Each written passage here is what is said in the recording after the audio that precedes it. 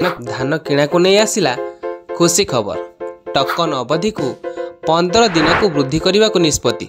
व्यस्त न होगा लगी चाषी को परामर्श देले मंत्री।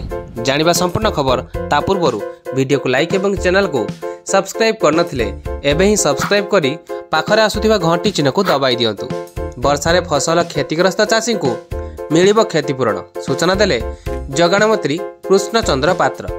क्षतिपूरण बाबद को कौनसी चाषी चिंतित किंबा विव्रत न हेबा लगी कहिला मंत्री।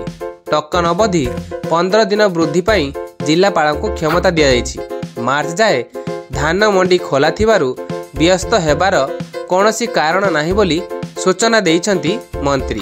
अदिनिया वर्षा पाई चाषी का फसल नष्ट होईछि। कृषक माने धान काटी मंडी को नेबा पाई गदा करिथिबा बेले वर्षा आरंभ हेबा कारणरू धान गजा होईछि। अन्य पक्षे किछि चाषी धान काटिबा पूर्वरू वर्षा हेबा कारणरू धान फसल संपूर्ण भावे नष्ट होई जाइछि, जाहाकु नै चाषी मध्यरे असंतोष देखिबाकु मिलिछि।